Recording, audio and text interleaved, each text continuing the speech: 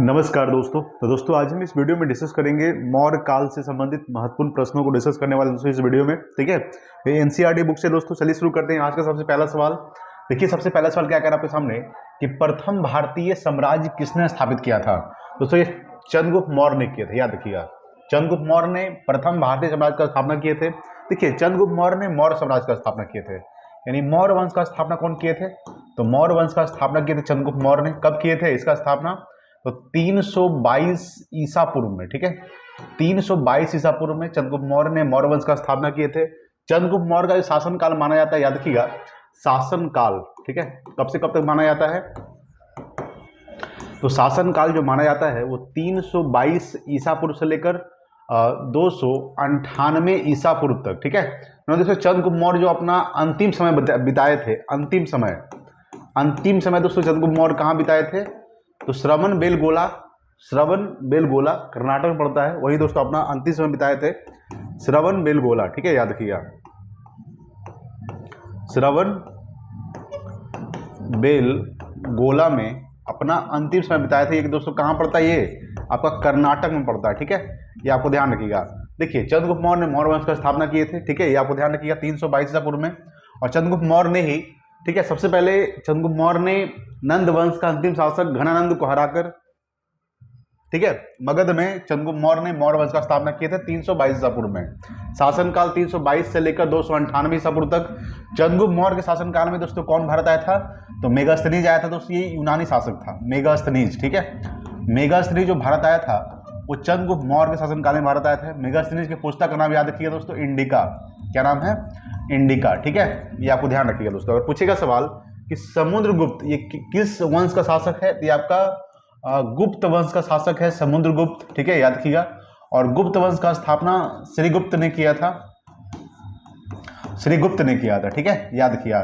गुप्त वंश का वास्तविक संस्थापक अगर पूछेगा, वास्तविक संस्थापक, ठीक है, तो आपका हो जाएगा चंद्रगुप्त प्रथम। ठीक है, याद रखिएगा, संस्थापक चंद्रगुप्त प्रथम। ठीक है, चंद्रगुप्त प्रथम जो है ये गुप्त वंश का वास्तविक संस्थापक है। समुद्रगुप्त को भारत का नेपोलियन कहा जाता है, याद रखिएगा। भारत का नेपोलियन किसे कहा जाता है? नेपोलियन। तो समुद्रगुप्त को भारत का नेपोलियन कहा जाता है। देखिए समुद्रगुप्त का जो उल्लेख किया गया है वो हरिसेन के प्रयाग प्रशस्ति में इसका उल्लेख किया गया है। ठीक है, हरिसेन के प्रयाग प्रशस्ति, हरिसेन। ठीक है, याद रखिएगा, हरिसेन के प्रयाग प्रशस्ति में इसका उल्लेख किया गया है। किसका? समुद्रगुप्त के बारे में। ठीक है, ये आपको ध्यान रखिएगा। कनिष्क दोस्तों ये किस वंश का शासक है? कनिष्क। तो ये आपका कुषाण वंश का शासक है कनिष्क। कनिष्क जो है ये कुषाण वंश से संबंधित है, कुषाण वंश।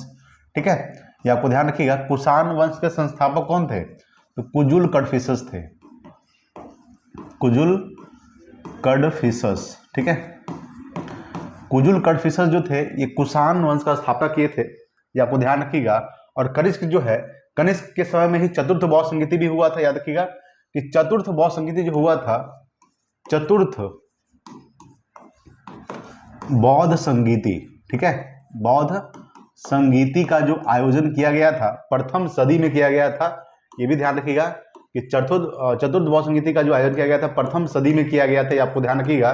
और कहाँ हुआ था? ये हुआ था दोस्तों कुंडलवन कश्मीर में हुआ था। याद रखिएगा, कश्मीर में, कुंडलवन कश्मीर में चतुर्थ बौद्ध संगीति का आयोजन किया गया था कनिष्क के शासनकाल में। ठीक है, इसके दोस्तों किसकी अध्यक्षता किसने किया था? तो वसुमित्र ने किए थे। ठीक है, ये आपको ध्यान रखिएगा। और उपाध्यक्ष कौन थे? अश्वघोष थे। ठीक है, तो प्रथम भारतीय साम्राज्य किसने स्थापित किया था? चंद्रगुप्त मौर्य। देखिए चंद्रगुप्त मौर्य का बेटा हुआ आपका बिंदुसार, और बिंदुसार का बेटा हुआ आपका अशोक। ठीक है, याद रखिएगा। मौर्य वंश का अंतिम शासक बृहदत्त, ये भी आपको ध्यान रखिएगा। चलिए आगे बात करते हैं। अगला सवाल देखिएगा, दूसरा नंबर सवाल देखिए। ठीक है, सेंड्रोकोटस की चंद्रगुप्त मौर्य के रूप में पहचान किसने की थी? याद रखिए दोस्तों, ये विलियम जोन्स ने किए थे। मान लो कहा जाता है कि चंद्रगुप्त मौर्य को सेंड्रोकोटस के रूप में पहचान किए थे कौन? तो विलियम जोन्स। ठीक है, याद रखिएगा। अच्छा, सर विलियम जोन्स दोस्तों ये भी ध्यान रखिएगा कि इन्होंने एशियाटिक सोसाइटी ऑफ बंगाल का स्थापना किए थे। ठीक है, एशियाटिक सोसाइटी ऑफ बंगाल, ये भी ध्यान रखिएगा, Asiatic society of Bengal, society of Bengal का स्थापना कौन किए थे, ये आपको ध्यान रखिएगा। एशियाटिक सोसाइटी ऑफ बंगाल का स्थापना किए थे आपका सर विलियम जॉन्स ने किए थे 1784 में किए थे। कब किए थे? 1784, ठीक है, ये डेट आपको ध्यान रखिएगा। 1784 में एशियाटिक सोसाइटी ऑफ बंगाल का स्थापना किए थे सर विलियम जॉन्स, और सर विलियम जॉन्स ने सेंडोकोटस की पहचान जो किए थे वो चंद्रगुप्त मौर्य के रूप में किए थे, ठीक है, ये आपको ध्यान रखना है। चलिए आगे बात करते हैं, अगला सवाल देखिएगा, देखिए 3 नंबर सवाल, ठीक है। 3 आपके सामने है कि बिंदुसार ने अशोक को किस विद्रोह को समाप्त करने के लिए भेजा था। देखिए बिंदुसार दोस्तों आपको बताए थे ये चंद्रगुप्त मौर्य का बेटा हुआ, ठीक है। बिंदुसार का शासनकाल याद रखिएगा दोस्तों, शासनकाल कब से कब तक है इनका जो शासनकाल है आपको ध्यान रखिएगा 298, ठीक है, 298 ईसा पूर्व से लेकर 200, ठीक है, 271 ईसा पूर्व तक, ठीक है, याद रखिएगा 298 ईसा पूर्व से लेकर 271 ईसा पूर्व तक ये दोस्तों किसका शासनकाल माना जाता है? आपका बिंदुसार का। बिंदुसार का बेटा कौन हुआ? अशोक। अशोक जो है ये बिंदुसार का बेटा है, ठीक है, और बिंदुसार जो है ये चंद्रगुप्त मौर्य का बेटा है, ठीक है, याद रखिएगा। अशोक का जो शासनकाल माना जाता है 269 ईसा पूर्व से लेकर, ठीक है, 269 ईसा पूर्व से लेकर 232 ईसा पूर्व तक, ठीक है, ये आपको ध्यान रखिएगा। सांची का स्तूप दोस्तों किसने बनवाया था? तो सांची का स्तूप अशोक ने बनवाया था, ठीक है, याद रखिएगा। सांची का स्तूप किसने बनवाया था? सांची का स्तूप याद रखिए दोस्तों अशोक ने बनवाया था, ठीक है। और सांची का स्तूप दोस्तों कहाँ है आपका? ये आपका एमपी यानी कि मध्य प्रदेश में, ठीक है, ये आपको ध्यान रखिएगा। तो देखिए बिंदुसार ने अशोक को किस विद्रोह का समाप्त करने के लिए भेजा था? तो तक्षशिला में दोस्तों एक विद्रोह हुआ था, इसी को दोस्तों समाप्त करने के लिए अशोक को भेजा था बिंदुसार, ठीक है, ये आपको ध्यान रखना है दोस्तों। चलिए आगे बात करते हैं, अगला देखिए 4 नंबर सवाल कि चंद्रगुप्त मौर्य के बाद यानी पश्चात सिंहासन पर कौन बैठा था? तो आपका दोस्तों बिंदुसार बैठा था। कौन बैठा था? बिंदुसार। मतलब चंद्रगुप्त मौर्य का बेटा कौन हुआ? बिंदुसार। तो दोस्तों पहले क्या हुआ था? पहले क्या था? राजतंत्र था, राजतंत्र, ठीक है, पहले क्या था दोस्तों? राजतंत्र था। अभी दोस्तों क्या है आपका? अभी दोस्तों लोकतंत्र है। क्या है? लोकतंत्र, ठीक है, याद रखिएगा। तो लोकतंत्र में क्या होता है और राजतंत्र में क्या होता है? राजतंत्र में राजा का बेटा ही राजा बनता है, लेकिन अब ऐसा नहीं। अब क्या है दोस्तों? लोकतंत्र। अब राजा का बेटा राजा नहीं बनेगा, बल्कि राजा वो बनेगा जो हकदार होगा, ठीक है, ये है। तो चंद्रगुप्त मौर्य के बाद सिंहासन पर कौन बैठा था? तो बिंदुसार बैठा था, ठीक है। चंद्रगुप्त मौर्य का शासनकाल आपको बताए थे 322 ईसा पूर्व से लेकर 298 ईसा पूर्व तक, ठीक है। किनका शासनकाल है? ये चंद्रगुप्त मौर्य का शासनकाल। उसके बाद दोस्तों बिंदुसार का शासनकाल हो गया 298 ईसा पूर्व से लेकर 271-72 ईसा पूर्व तक, ठीक, 271 ईसा पूर्व तक बिंदुसार था। और बिंदुसार का दोस्तों कौन आया था? अशोक आया था। अशोक का शासनकाल याद रखिएगा 269 ईसा पूर्व से लेकर 232 ईसा पूर्व तक, ठीक है, ये दोस्तों अशोक का शासनकाल है। इसमें ईसापुर में क्या होता है? ईसापुर में दोस्तों घटता है, ये आपको ध्यान रखिएगा। ईसापुर में क्या होता है? घटता है, ठीक है, ये आपको ध्यान रखिएगा, ठीक है दोस्तों। तो चंद्रगुप्त मौर्य के बाद सिंहासन पर कौन बैठा था? बिंदुसार बैठा था, बिंदुसार, ठीक है, बिंदुसार। पूछेगा दोस्तों बिंबिसार, ये बिंबिसार ने क्या किए थे? तो बिंबिसार ने ये हर्यक वंश का स्थापना किए थे, ठीक है, हर्यक वंश का स्थापना किसने किया है? तो हर्यक वंश का संस्थापक है बिंबिसार, ठीक है, आपको ध्यान रखिएगा दोस्तों। चलिए आगे बात करते हैं, 5 नंबर सवाल देखिएगा। 5 आपके सामने कह रहा है कि प्राचीन भारत में कौन सी एक लिपि दाईं ओर से बाईं ओर लिखी जाती थी? तो दाईं ओर से जो बाईं ओर लिखी जाती थी दोस्तों खरोष्ठी थी। खरोष्ठी जो है ये दाईं से बाईं ओर लिखी जाती है, लेकिन ब्राही लिपि जो है ये बाईं से दाईं ओर लिखी जाती है, ठीक है, याद रखिएगा, बाईं से दाईं ओर लिखी जाती है, ठीक है, ये आपको ध्यान रखिएगा। तो बाईं से दाईं ओर ब्राही लिपि, ठीक है, दाईं से बाईं ओर खरोष्ठी लिपि, ठीक है, ये आपको ध्यान रखिएगा, बहुत इंपॉर्टेंट है। तो प्राचीन भारत में कौन सी एक लिपि दाईं से बाईं ओर लिखी जाती थी? खरोष्ठी लिपि। अगला आपके सामने 6 है कि चंद्रगुप्त मौर्य के दरबार में भेजा गया यूनानी राजदूत कौन था? तो आपको बताया था दोस्तों कि चंद्रगुप्त मौर्य के समय भारत कौन आया था? तो मेगास्थनीज आया था, ठीक है, याद रखिएगा। मेगास्थनीज जो भारत में रहा था वो 305 ईसा पूर्व से लेकर, ठीक है, याद रखिएगा, 297 ईसा पूर्व तक भारत में रहा था दोस्तों। कौन? आपका मेगास्थनीज। मेगास्थनीज के पुस्तक का नाम याद रखिए दोस्तों, इंडिका, ठीक है, बहुत इंपॉर्टेंट है। इंडिका जो है ये मेगास्थनीज के पुस्तक का नाम है दोस्तों, ये यूनान से आया था, यूनान से, ठीक है, ये आपको ध्यान रखिएगा दोस्तों, कहाँ से आया था, यूनान से आया था। तो आपका दोस्तों कौन, मेगास्थनीज जो आया था कहाँ से आया था, यूनान से आया था, यूनानी यात्री था दोस्तों आपका मेगास्थनीज। मेगास्थनीज की पुस्तक का क्या नाम है, तो इंडिका है, ठीक है, ये आपको ध्यान रखिएगा। 305 ईसा पूर्व से लेकर 297 ईसा पूर्व तक भारत में रहा था मेगास्थनीज, ठीक है। कौटिल्य के दोस्तों पुस्तक का क्या नाम है, अर्थशास्त्र, ठीक है, अर्थशास्त्र किसकी पुस्तक है, कौटिल्य। दोस्तों राजनीतिक विज्ञान से संबंधित है आपका अर्थशास्त्र, ठीक है। चंद्रगुप्त मौर्य का शासनकाल आपको बताए थे 322 ईसा पूर्व से लेकर 298 ईसा पूर्व तक, ठीक है, चंद्रगुप्त मौर्य का शासनकाल। चंद्रगुप्त मौर्य ने ही नंद वंश का अंतिम शासक घनानंद को हराकर, नंद वंश का जो अंतिम शासक था घनानंद को हराकर चंद्रगुप्त मौर्य ने मौर्य वंश का स्थापना किए थे, ठीक है। नंद वंश का स्थापना किसने किया था, तो महापद्म नंद ने किए थे, हम कल के क्लास में दोस्तों कर चुके हैं। तो महापद्म नंद ने नंद वंश का स्थापना किए थे, ठीक है, ये आपको ध्यान रखिएगा। चलिए आगे बात करते हैं, अगला सवाल देखिएगा, 7 नंबर सवाल देखिए। 7 आपके सामने है कि सारनाथ स्तंभ का निर्माण किसने करवाया था। दोस्तों सारनाथ स्तंभ का जो निर्माण करवाए थे आपका, ये अशोक ने करवाया था। किसने करवाया था, अशोक, ठीक है, याद रखिएगा। हर्षवर्धन दोस्तों, हर्ष हेनसोंग जो आया था, ये हर्षवर्धन शासनकाल में भारत आया था, ठीक है। हेनसोंग जो आया था, हेनसोंग, ये हर्षवर्धन के शासनकाल में भारत आया था, ठीक है। हेनसोंग का दोस्तों पुस्तक का नाम याद रखिएगा, पुस्तक का नाम सीयू की, ठीक है, सीयू की जो है ये हेनसोंग के पुस्तक का नाम है, ठीक है। हर्षवर्धन की दोस्तों राजधानी कहाँ थी, कन्नौज जो थी, ये हर्षवर्धन की राजधानी थी कन्नौज, ठीक है, ये भी आपको ध्यान रखिएगा दोस्तों, ठीक है। उसके बाद बात करेंगे कनिष्क दोस्तों, ठीक है। कनिष्क किस वंश का शासक है, तो आपको बताया था कनिष्क जो है ये कुषाण वंश का शासक है, कुषाण वंश, ठीक है, याद रखिएगा। कनिष्क जो है किस वंश का शासक है, कुषाण वंश। कुषाण वंश का स्थापना कुजुल कडफिसस,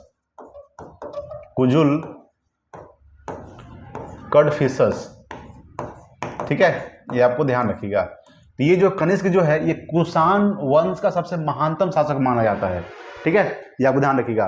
गंधार कला और मथुरा कला का जो विकास हुआ था वो कनिष्क के शासनकाल में ही हुआ था, ठीक है, ये भी ध्यान रखिएगा कि गंधार कला, ठीक है, गंधार कला एवं मथुरा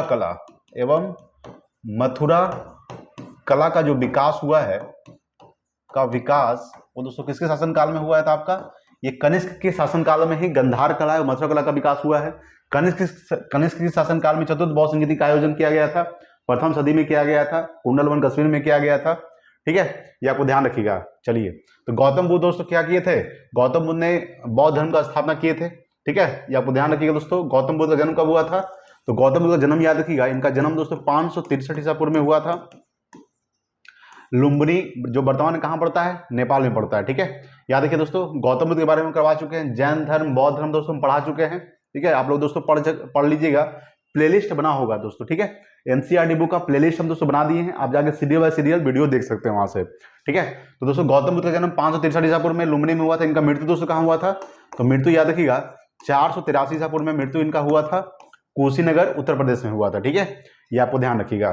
तो सारनाथ स्तंभ का निर्माण किसने करवाया था, अशोक ने करवाया था। अशोक का शासनकाल याद रखिएगा दोस्तों, अशोक ने क्या करवाया था, तो सांची का स्तूप का निर्माण करवाया था। अशोक का शासनकाल 269 ईसा पूर्व से लेकर,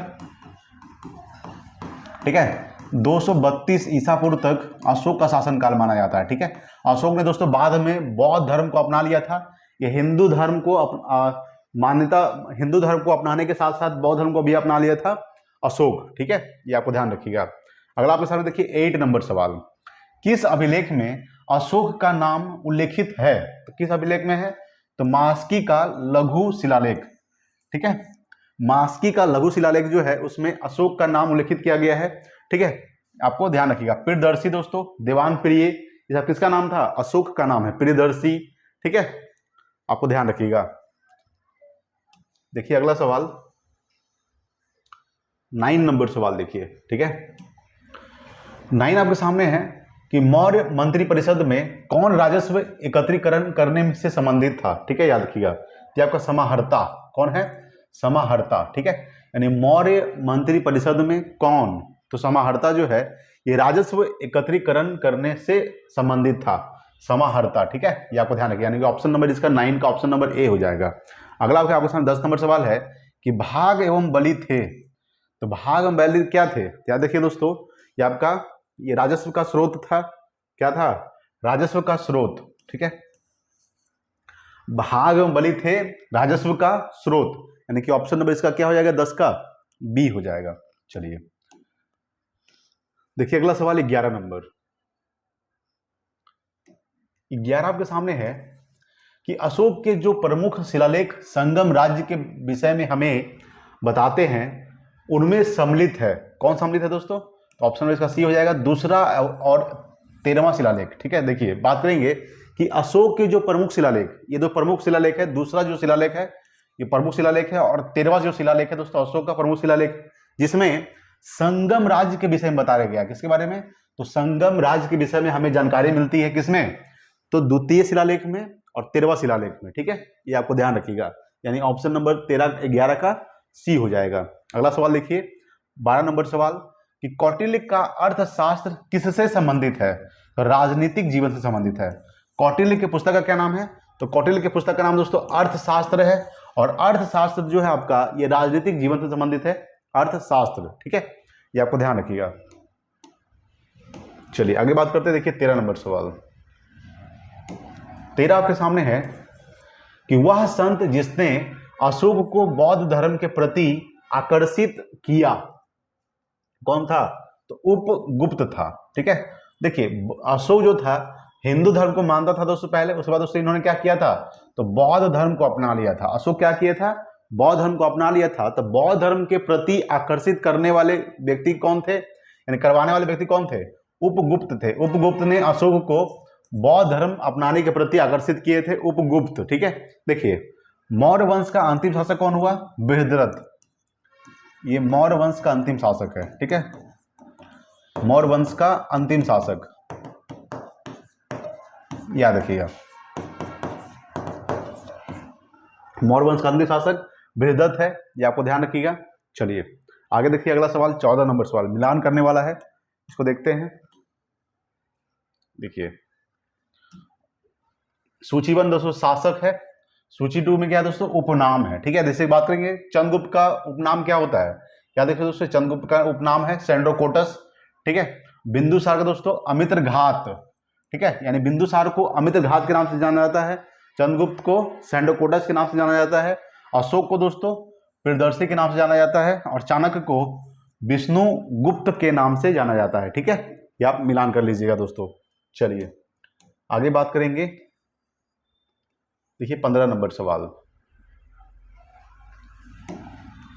15 आपके सामने है कि अशोक का समकालीन तुर्मै कहां का राजा था, ये दोस्तों आपका मिस्र का राजा था, कहां का राजा था, मिस्र का, यानी अशोक का जो समकालीन तुर्मै था, तुर्मै ये दोस्तों कहां का शासक था, कहां का राजा था, तो मिस्र का, ठीक है। अच्छा मिस्र की दोस्तों राजधानी क्या होता है, काहिरा, मिस्र को इजिप्ट भी बोलते हैं, ठीक है, ये आपको ध्यान रखिएगा। अगला दोस्तों आपके सामने 16 नंबर सवाल है कि पाटलिपुत्र में स्थित चंद्रगुप्त का जो महल था प्रमुखता बना था, किसका बना था, लकड़ी का, याद रखिएगा।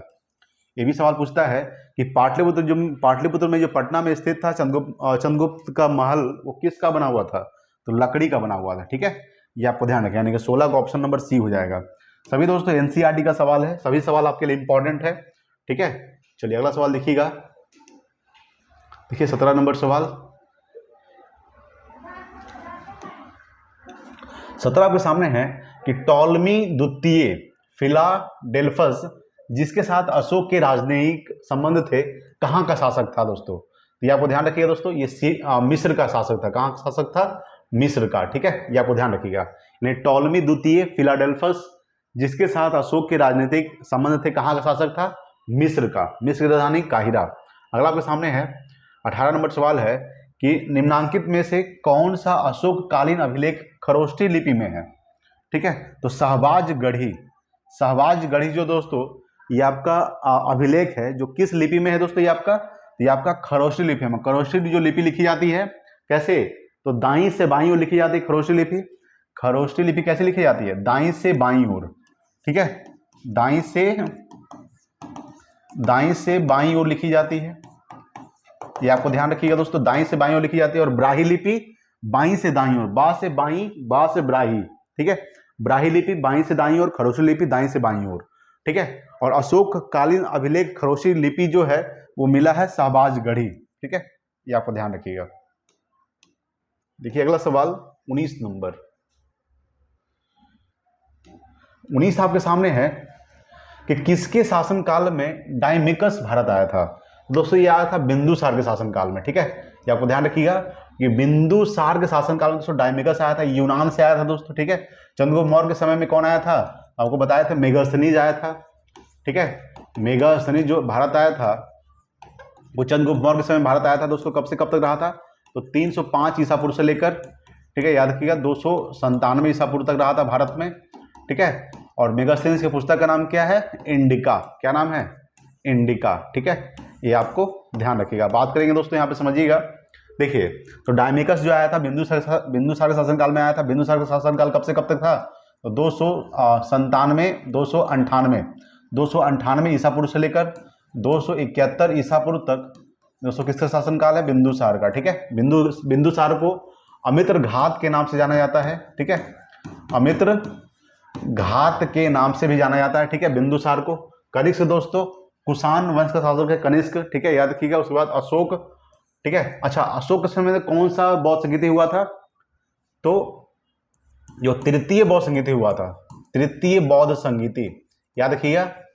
तृतीय बौद्ध संगीति जो हुआ था ये 251 ईसा पूर्व में हुआ था और पाटलिपुत्र में हुआ था, ठीक है, याद रखिएगा। तृतीय बौद्ध संगीति पाटलिपुत्र में हुआ था, अशोक के समय में हुआ था, ठीक है। ये आपको ध्यान रखिएगा। तो किसी शासनकाल में डायमिकस भारत आया था, बिंदुसार के शासनकाल में। अगला आपके सामने 20 है कि अशोक ने बौद्ध धर्म होते हुए भी हिंदू धर्म में आस्था नहीं छोड़ी। इसका प्रमाण है, किसमें है, तो देवान प्रिय की उपाधि में है। ये आपको ध्यान रखिएगा। यानी अशोक दोस्तों बौद्ध धर्म होते हुए भी वो हिंदू धर्म को नहीं छोड़ा, यानी हिंदू धर्म तो था ही साथ में, यानी अशोक ने बौद्ध धर्म को अपना लिया था, तो हिंदू धर्म को नहीं छोड़ा था, आस्था को नहीं छोड़ा था। इसका जो प्रमाण मिलता है वो आपका देवान प्रिय की उपाधि में मिलता है, ठीक है। ये आपको ध्यान रखिएगा। चलिए आगे बात करेंगे। 21 नंबर सवाल देखिएगा। 21 आपके सामने है कि निम्नलिखित में से अशोक का कौन सा शिलालेख धार्मिक संश्लेषण के बारे में कहता है, तो 12वां शिलालेख, ठीक है। ध्यान रखिएगा कि 12वां जो शिलालेख है, यानी अशोक का कौन सा शिलालेख, तो 12वां शिलालेख ये धार्मिक संश्लेषण यानी समन्वय के बारे में कहता है, 12वां शिलालेख, ठीक है, याद रखिएगा। अगला आपके सामने 22 है, निम्नलिखित में से किस दक्षिणी राज्य का उल्लेख अशोक के अभिलेखों में नहीं है, ठीक है। तो सातवाहन का जो उल्लेख है, सातवाहन राज्य का जो उल्लेख है ये अशोक के अभिलेखों में नहीं किया गया है। चोल का दोस्तों किया गया है, चोल राज का, पांड्य राज का भी किया गया है, और सतियापुत का जो उल्लेख है, इसका अभिलेख का जो उल्लेख है किया गया है, ठीक है। किस दक्षिणी राज का उल्लेख अशोक के शिलालेख में नहीं किया गया है, तो सातवाहन का उल्लेख नहीं किया गया है। किसका किसका उल्लेख किया गया है, चोल का किया गया है, सतियपुत का किया गया है, पांड्य का किया गया है, ठीक है। ये आपको ध्यान रखिएगा। देखिए अगला सवाल 23 नंबर। 23 आपके सामने है गुजरा लघु शिलालेख जिसमें अशोक का नामोल्लेख किया गया है, कहाँ स्थित है, ये तो मध्य प्रदेश के दतिया जिले में स्थित है। कहाँ स्थित है, मध्य प्रदेश के दतिया जिले में, ठीक है, याद रखिएगा। यानी गुजरा लघु शिलालेख जिसमें अशोक का नामोल्लेख किया गया है, कहाँ स्थित है, तो मध्य प्रदेश के दतिया जिले में स्थित है, ठीक है। ये आपको ध्यान रखिएगा। चलिए आगे बात करेंगे। देखिए अगला 24 नंबर सवाल। 24 आपके सामने है, निम्नलिखित प्राचीन भारतीय अभिलेखों में से कौन सा एक खदान को देश में संकट काल में उपयोग होते हुए सुरक्षित रखने के बारे में प्राचीनतम शाही आदेश है, ठीक है। याद रखिए दोस्तों, सहगौरा ताम्रपात्र, ठीक है। सवाल को फिर से पढ़ लीजिएगा एक बार। सवाल कह रहा है कि निम्नलिखित प्राचीन भारतीय अभिलेखों में से कौन सा एक खदान, तो कौन सा आपका है, तो गौर सहगौर ताम्रपात्र खदान को देश में संकट काल में उपयोग हेतु सुरक्षित रखने के बारे में प्राचीनतम शाही आदेश है। तो आपको कौन सा था, तो सहगौर ताम्रपात्र, ठीक है। ये आपको ध्यान रखिएगा। अच्छा यहाँ पे देखते हैं प्रयाग प्रशस्ति, ये दोस्तों अभिलेख है। ये क्या है दोस्तों, ये आपका प्रयाग प्रशस्ति जो अभिलेख किसका है, ये हरिसेन का प्रयाग प्रशस्ति अभिलेख में दोस्तों किसका उल्लेख किया गया है, तो समुद्रगुप्त के बारे में बताया गया है। समुद्रगुप्त, ठीक है, ये आप ध्यान रखिएगा। और समुद्रगुप्त को क्या कहा जाता है, तो भारत का नेपोलियन, भारत का नेपोलियन कैसे कहा जाता है, समुद्रगुप्त को कहा जाता है। ठीक है, अगर पूछेगा ये किसका है तो हरिसेन का है। ठीक है, हरिसेन के प्रयाग प्रशस्ति में समुद्रगुप्त के बारे में बताया गया दोस्तों। ठीक है, और समुद्रगुप्त को भारत का नेपोलियन कहा जाता है। देखिए अगला सवाल 25 नंबर।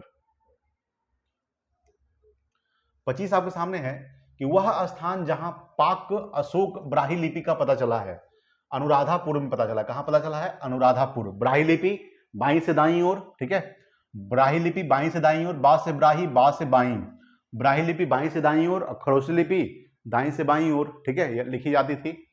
26 है कि ब्राही लिपि का प्रथम उद्वाचन किस पर उत्कीर्ण अक्षरों से किया गया है, किस पे किया गया है, तो पत्थर की पट्टियों पर। किस पे किया गया है, पत्थर की पट्टियों पर। यानी ब्राही लिपि का जो प्रथम उद्वाचन था वो किस पर उत्कीर्ण अक्षरों से किया गया है, पत्थर की पट्टियों पर। देखिए अगला सवाल 27 नंबर सवाल। 27 आपके सामने है, निम्न में से किसने सैंडोकोटस यानी चंद्रगुप्त मौर्य, आपको बताए थे कि चंद्रगुप्त मौर्य का जो उपनाम है वो दोस्तों क्या है, तो सैंडोकोटस है। तो सैंडोकोटस और सिकंदर महान की भेंट का उल्लेख किया गया है, तो जस्टिन ने किया। किसने किया है, जस्टिन। ठीक है, आपको ध्यान रखिएगा, यानी किसने, तो जस्टिन ने सैंडोकोटस और सिकंदर महान की भेंट का उल्लेख किया है, जस्टिन। ठीक है, आपको ध्यान रखिएगा। मेगास्थनीज, तो मेगास्थनीज दोस्तों भारत आया था चंद्रगुप्त मौर्य के शासनकाल में। 305 ईसा पूर्व से लेकर 297 ईसा पूर्व तक भारत में रहा था मेगास्थनीज। मेगास्थनीज के पुस्तक का नाम इंडिका। ठीक है, ये आपको ध्यान रखिएगा दोस्तों। से बात करेंगे, देखिए सिकंदर के बारे में बात करेंगे दोस्तों। सिकंदर का अगर पूछेगा, सिकंदर ने सबसे पहले, इनका दोस्तों जन्म याद रखिए दोस्तों, 356 ईसा पूर्व इनका जन्म हुआ है। 356 ईसा पूर्व में दोस्तों इसका जन्म हुआ है सिकंदर का। ठीक है, 326 ईसा पूर्व में 326 ईसा पूर्व में 326 ईसा पूर्व में दोस्तों इन्होंने भारत पर आक्रमण किया था सिकंदर ने। और 323 ईसा पूर्व में इसका दोस्तों मृत्यु हो गया था। किसका, सिकंदर का। मृत्यु कब हुआ था, तो 323 ईसा पूर्व में दोस्तों इसका सिकंदर का मृत्यु हो गया है। कहां हुआ था, बेबीलोन, बेबीलोन में इसका मृत्यु हुआ था। ठीक है, ये आपको ध्यान रखिएगा। अगला आपके सामने 28 नंबर सवाल है कि अशोक के निम्नलिखित शिलालेखों में से किसमें दक्षिण भारतीय राज्यों का उल्लेख हुआ है। ठीक है, तो दोस्तों याद रखिएगा, द्वितीय मुख्य शिलालेख में। ठीक है, यानी अशोक के निम्नलिखित शिलालेखों में से किसमें, तो द्वितीय मुख्य शिलालेख में दक्षिण भारतीय राज्यों का उल्लेख हुआ है, यह आपको ध्यान रखिएगा। देखिए अगला सवाल 29 नंबर सवाल। देखिए 29 है कि जल की आवश्यकता को ध्यान में रखते हुए जिस प्रथम शासक ने गिरनार क्षेत्र में एक झील का निर्माण करवाया वह था, कौन करवाया था, तो चंद्रगुप्त मौर्य ने करवाया था। ठीक है, ये आपको ध्यान रखिएगा। देखिए जल की आवश्यकता को ध्यान में रखते हुए, यानी जल की आवश्यकता को ध्यान में रखते हुए जिस प्रथम शासक ने गिरनार क्षेत्र में एक झील का निर्माण करवाया था, कौन था, चंद्रगुप्त मौर्य थे। ठीक है, चंद्रगुप्त मौर्य ने ही एक झील का निर्माण करवाया था दोस्तों। ठीक है, आपको ध्यान रखिएगा।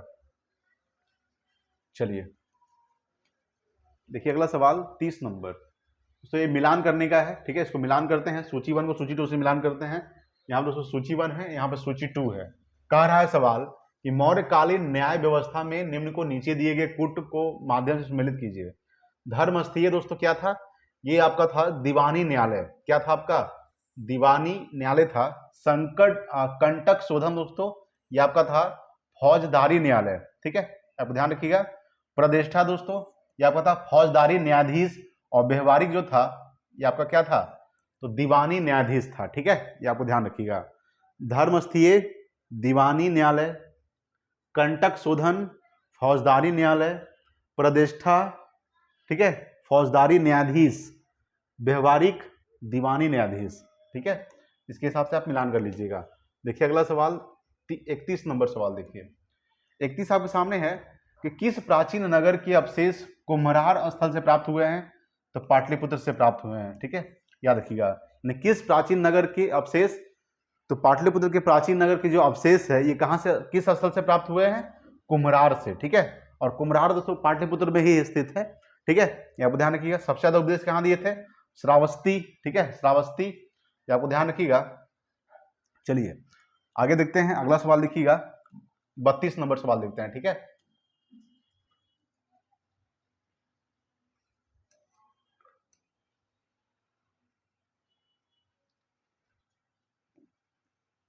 देखिए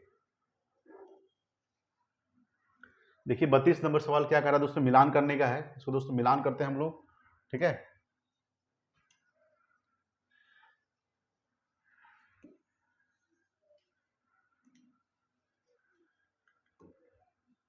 आइए इसको मिलान करते हैं, सूची 1 को सूची 2 से मिलान करना है, ठीक है। देखिए बात करेंगे यहाँ पे, यहाँ दोस्तों मौर्यकालीन अधिकारी है, यहाँ पे क्या है, वर्तमान नाम है, ठीक है। देखिए एग्रोनोमोई, ये क्या था आपका, ये आपका दोस्तों जिले का अधिकारी था। क्या था, जिले का अधिकारी, यानी ए का 3 हो जाएगा। शुक्लाध्यक्ष दोस्तों ये क्या थे, याद रखिएगा, व्यवसाय एवं व्यापार कर अधिकारी, ठीक है।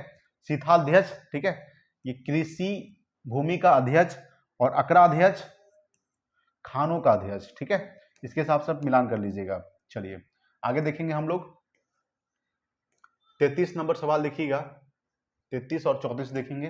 33 आपके सामने है कि चाणक्य बचपन में किस नाम से जाने जाते थे, तो विष्णुगुप्त के नाम से जाने जाते थे, ठीक है।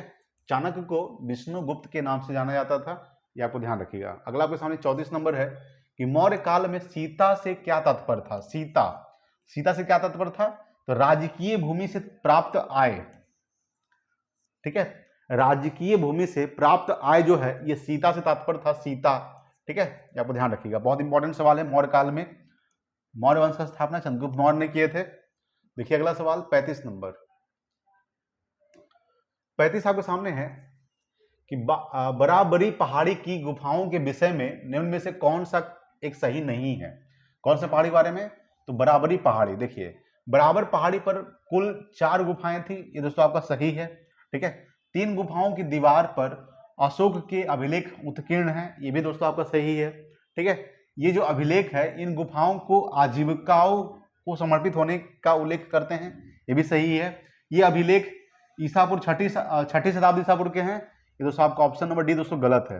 ये जो अभिलेख है आपका, ये छठी नहीं बल्कि 7वीं शताब्दी ईसा पूर्व के हैं, ठीक है। ये आपको ध्यान रखिएगा, बराबरी पहाड़ी, ठीक है। तो 3 पॉइंट ए बी सी दोस्तों सही है आपका, डी गलत है, ठीक है। ये आपको ध्यान रखिएगा। बराबर पहाड़ी पर कुल कितने गुफाएं हैं, 4 गुफाएं दोस्तों, ये भी ध्यान रखिएगा। 3 गुफाओं की जो दीवार पर अशोक के अभिलेख उत्कीर्ण किए गए हैं, ये भी आपका सही है, ठीक है। ये अभिलेख इन गुफाओं को आजीविकाओं को समर्पित होने का उल्लेख करते हैं, ये भी सही है, यानी ऑप्शन नंबर इसका डी गलत है। छठी शताब्दी नहीं होगा बल्कि 7वीं शताब्दी होगा। देखिए अगला सवाल 36 नंबर। 36 आपके सामने है कि निम्नलिखित में से कौन मौर्युगीन अधिकारी माप तौल का अध्यक्ष था, तो पौतवाध्यक्ष, ठीक है। पौतवाध्यक्ष जो था ये क्या था, तो मौर्युगीन अधिकारी माप तौल का अध्यक्ष था, पौतवाध्यक्ष, यानी कि ऑप्शन नंबर इसका 36 का ए हो जाएगा। 37 नंबर सवाल है, निम्नलिखित में से किस स्रोत में उल्लेखित है कि प्राचीन भारत में दास्ता नहीं थी, ठीक है, याद रखिएगा। तो किसमें नहीं है, तो मेगास्थनीज की इंडिका में, ठीक है, आपको ध्यान रखिएगा। निम्नलिखित में से किस स्रोत में, तो मेगास्थनीज की इंडिका के स्रोत में दोस्तों उल्लेखित किया गया है कि प्राचीन भारत में दास्ता नहीं थी। प्राचीन भारत में दास्ता नहीं थी, किसमें उल्लेख किया गया, मेगास्थनीज की इंडिका में। मेगास्थनीज की पुस्तक का नाम इंडिका था, उसी में उसका किया गया है। अच्छा, वायु पुराण का जो उल्लेख किया गया है, यानी ठीक है, याद रखिएगा, वायु पुराण में किस वंश का उल्लेख किया गया है दोस्तों, तो वायु पुराण में गुप्त वंश का उल्लेख किया गया है, ठीक है, गुप्त वंश का। सवाल पूछेगा कि विष्णु पुराण में किस वंश का उल्लेख किया गया है, तो विष्णु पुराण में याद रखिएगा, विष्णु पुराण में, विष्णु पुराण, तो विष्णु पुराण में मौर्य वंश का उल्लेख किया गया है, ठीक है, ये आपको ध्यान रखिएगा। सवाल पूछेगा कि मौर्य वंश का उल्लेख किस पुराण में किया गया है, तो विष्णु पुराण में किया गया है, ठीक है। गुप्त वंश का उल्लेख किस पुराण में किया गया है, तो वायु पुराण में किया गया है, ठीक है, ये आपको ध्यान रखिएगा दोस्तों। चलिए आगे बात करते हैं। देखिए अगला 38 नंबर सवाल। 38 है, फिरोज शाह तुगलक द्वारा अशोक के निम्नलिखित स्तंभों में से किसको उसके मूल स्थान से हटाकर दिल्ली मंगवाया था, तो याद रखिए दोस्तों, मेरठ स्तंभ अभिलेख और टोपरा स्तंभ अभिलेख, यानी कि ऑप्शन नंबर डी हो जाएगा, ए और बी दोनों, ठीक है, याद रखिएगा। सवाल क्या था, फिरोज शाह तुगलक दोस्तों ये किस वंश का शासक है, ये आपका तुगलक वंश का शासक है, तुगलक। और तुगलक वंश के संस्थापक कौन थे, गयासुद्दीन तुगलक, ठीक है। तुगलक वंश का स्थापना किसने किया था, तो गयासुद्दीन तुगलक जो है, इन्होंने तुगलक वंश का स्थापना किए थे। और तुगलक फिरोज शाह तुगलक द्वारा अशोक के निम्नलिखित स्तंभों में से किसको उसके मूल स्थान से हटाकर दिल्ली से मंगवाया था?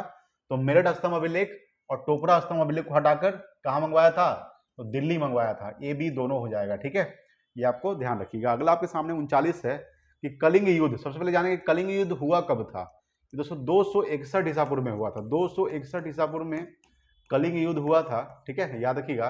कलिंग युद्ध का विवरण हमें ज्ञात होता है दोस्तों, किसमें होता है? तो 13वां शिलालेख द्वारा होता है, ठीक है।